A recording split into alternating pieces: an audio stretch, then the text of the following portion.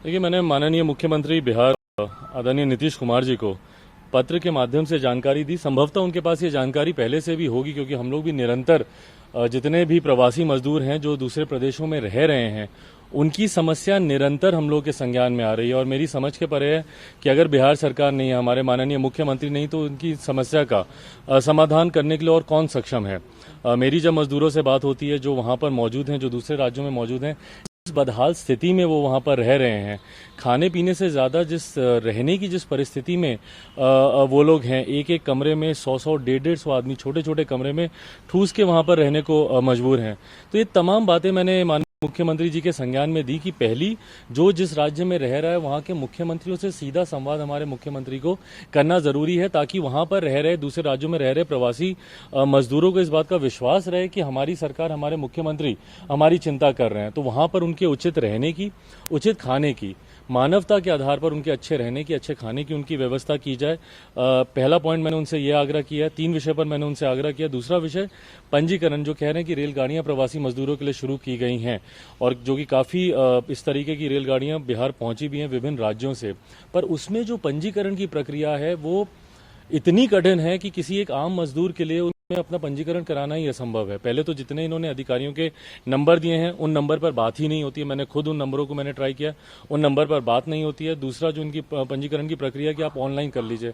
अब एक मजदूर अगर इतना ही अगर ऑनलाइन टेक्निक को जानता होता तो दूसरे राज्य में जाके मजदूरी क्यों कर रहा होता, वो किसी और अच्छे जॉब में लगा होता। अब आप उनको ऑनलाइन, आप उनको फॉर्म भरने के लिए कहते हैं, जो कि संभव नहीं है उसके लिए, या आप कहते हैं कि किसी नोडल अधिकारी के पास आप चले जाइए। लॉकडाउन की परिस्थिति में जब वो एक ब्लॉक से दूसरे ब्लॉक नहीं जा सकता, ऐसे में किसी नोडल अधिकारी के घर जाकर पंजीकरण कराना, ये भी उसके लिए एक बड़ी समस्या। तो पहले तो इस प्रक्रिया को सरल करना जरूरी है। और मैं आग्रह किया है मुख्यमंत्री जी से कि साझा करें कि किस राज्य में कितने मजदूर फंसे हुए हैं। बिहार के सबसे ज्यादा हैं, देश भर के कोनों से मुझे खबर आती है, नॉर्थ ईस्ट से लेकर तमिलनाडु, केरला, कर्नाटका से लेकर महाराष्ट्र, मुंबई, हर राज्य में कोई राज्य ऐसा नहीं है जहां से मुझे मजदूरों के फोन नहीं है। तो किस राज्य में कितने मजदूर हैं और उनको वापस लाने के लिए मुझे लगता है राज्य सरकार को पहल करने की जरूरत है। रेल मंत्रालय को बताए कि इस राज्य में हमारे इतने मजदूर फंसे हुए हैं, हम लोग चाहते हैं कि आप इतनी ट्रेन की व्यवस्था करें। अब इन्होंने महाराष्ट्र से ट्रेनें शुरू की हैं, पर अभी भी महाराष्ट्र में लाखों की संख्या में मजदूर वहां पर फंसे हुए हैं। तो जितनी संख्या में ट्रेनें चल रही हैं उतनी उचित नहीं है। तो मुख्यमंत्री जी से यह आग्रह है कि वो रेल मंत्रालय से संपर्क करें, किस राज्य से कितनी ट्रेनों की व्यवस्था करने की जरूरत है, उतनी उचित संख्या में ट्रेनें चलवाने का वो प्रयास करें। और साथ ही में जब मजदूर आए, क्योंकि कल मैंने कई इलेक्ट्रॉनिक चैनल्स पे देखा कि उनके बिहार आने के बाद उनकी जांच ढंग से नहीं हो रही है। बिना जांच किए हुए, बिना उन्हें क्वारंटीन किए हुए उन्हें अपने अपने गांव वापस भेजा जा रहा है। इसीलिए कल आपने देखा भी होगा कि 49 में से लगभग जो थे वो प्रवासी मजदूर ही थे। कहीं ना कहीं उनके ऊपर भी बाद में ये आरोप आएगा कि आपकी वजह से बिहार में कोरोना बढ़ा, तो उसको क्वारंटीन करने की भी उचित व्यवस्था की जाए, उनकी जांच उचित की जाए।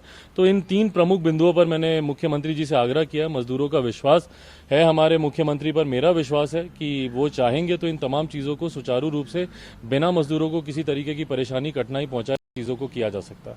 सर, आज प्रधान स्ट्रैटेजी को लेकर राज्य के हर मुख्यमंत्री के साथ आज बातचीत करेंगे, क्या कहेंगे इसको? नहीं, बिल्कुल, और मैंने निरंतर इस बात को कहा है और पूरी तरीके से हम लोगों ने अधिकृत किया हुआ है हमारे प्रधानमंत्री आदरणीय नरेंद्र मोदी जी को कि इस समय देश में जो भी निर्णय हमारे प्रधानमंत्री लेंगे, हम लोग उनके साथ हैं। हम लोग पूरी तरीके से, मजबूती से उनके तमाम निर्णयों का समर्थन करते हैं, क्योंकि उनसे बेहतर जानकार कोई नहीं है।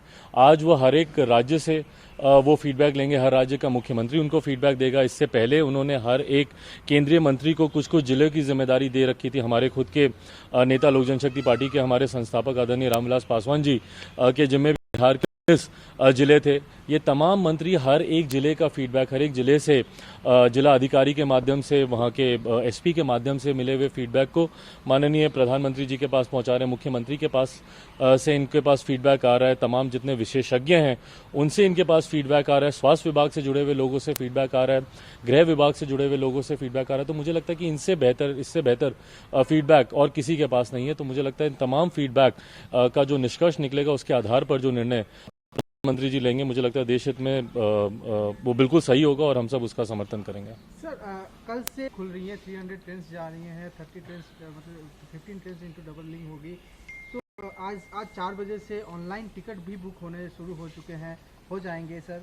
तो किस तरह से देखते हैं माइग्रेंट्स को लेके, लेबर्स को लेके, लेकिन एक सबसे बड़ा सवाल अभी ये उठ रहा है कि ये एसी कोचेज हैं, इसमें जो किराया भी है वो राजधानी जैसे ट्रेन के लेवल की होंगी, किस तरह से देखते हैं? देखिए, बहरहाल मुझे नहीं लगता कि ये जो 15 ट्रेनें जो जोड़ी में जो चलाई गई हैं, ये मजदूरों को इनसे कोई राहत मिलेगी। मैं मानता हूं कि विभिन्न और मुसीबतों में फंसे हुए कई और ऐसे सैलानी हैं, कई और ऐसे पर्यटक हैं जो कि विभिन्न राज्यों में गए हुए हैं, क्योंकि ये एसी कोचेज हैं, इनका डेफिनेटली किराया बहुत ज़्यादा है, जो कि एक प्रवासी मजदूर कर पाए। मुझे नहीं लगता कि वो संभव होगा। बस मजदूरों के लिए आदरणीय रेल मंत्री जी से भी मेरी बात हुई थी और उन्होंने इस बात का विश्वास दिलाया है कि जितनी भी ट्रेनें की ज़रूरत होगी मजदूरों के लिए वो चलाई जाएंगी।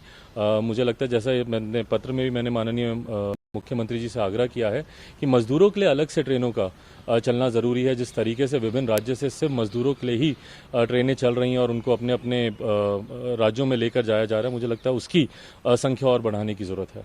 Sir, state travel for medical, जो मेडिकल के लिए, इंटर स्टेट के लिए, उनको थोड़ा सा सोल्यूशन कीजिए, बातचीत कीजिए। नहीं, बिल्कुल मुझे लगता है, और उसके लिए केंद्र सरकार जहां जहां पर जिस भी एडवाइजरी की ज़रूरत है उसको जारी करेगी। डेफिनेटली यस, उनके स्मूथ मूवमेंट्स और सिक्योर मूवमेंट दोनों पर हम लोगों को ध्यान देने की ज़रूरत है, और मुझे लगता है केंद्र सरकार के संज्ञान में है ये। सर, 24 आवर्स का अगर 2001 में 52 हो चुके, डेथ की अगर बात करें 2206 हो चुके हैं, किस तरह से? देखिए, और आज का दिन मुझे लगता है कि कहीं ना कहीं पुनः एक चिंता का विषय है। बीते तमाम दिनों में मुझे लगता है आज पुनः एक बहुत बड़ी संख्या में, लगभग 4000 से ज़्यादा की संख्या में इस तरीके के केसेस सामने आए हैं। इसीलिए मेरा विश्वास है हमारे प्रधानमंत्री पर कि वो मुख्यमंत्रियों के साथ बैठक करेंगे, क्योंकि फेज़ 3 का लॉकडाउन समाप्त होने में लगभग हफ्ते भर का अब समय बाकी रह गया है। तो मुझे लगता है तमाम इन चीज़ों को मद्देनज़र रखते हुए अगला निर्णय लिया जाएगा। किस तरह से? नहीं, बिल्कुल मेरी जानकारी में है कि अब हर विधानसभा वाइज प्रभारियों की नियुक्ति शुरू हो गई है। देखिए, राजनीतिक दल है, मैं खुद एक राजनीतिक दल का अध्यक्ष हूं। चुनाव के लिए निरंतर अपने आप को तैयार कर रखना जरूरी है। डेफिनेटली यस, देश में एक महामारी चल रही है, हमारी प्राथमिकता सबकी उस तरफ है, पर आज नहीं तो कल जब तमाम परिस्थिति नियंत्रित होगी, लोकतंत्र है, चुनाव होंगे ही होंगे, और बिहार में क्योंकि साल के आखिर में चुनाव वैसे भी ड्यू हैं, तो हर राजनीतिक दल अपने अपने स्तर पर तैयारी कर रहा है। मैं खुद निरंतर जब अपने तमाम जिला अध्यक्षों से संपर्क साधता हूं या उनसे बात करता हूं, कोविड डेफिनेटली प्राथमिकता में रहता है, इसको लेकर जानकारी का आदान प्रदान होता है, पर साथ ही में चुनाव को लेकर या संगठन को लेकर किस तरीके से पार्टी और मजबूत अपने आप को कर रही है, उसको भी लेकर हम लोग चर्चा करते हैं। तो चुनाव आज नहीं कल होंगे ही होंगे, उसके लिए लोक जनशक्ति पार्टी भी पूरी तैयार है। मुझे लगता है विभिन्न राजनीतिक दल अपनी अपनी तैयारी कर रहे हैं, पर हाँ, आज की तारीख में प्राथमिकता सबसे पहले इस कोरोना वायरस से लड़ने की है, इसको हराने की है।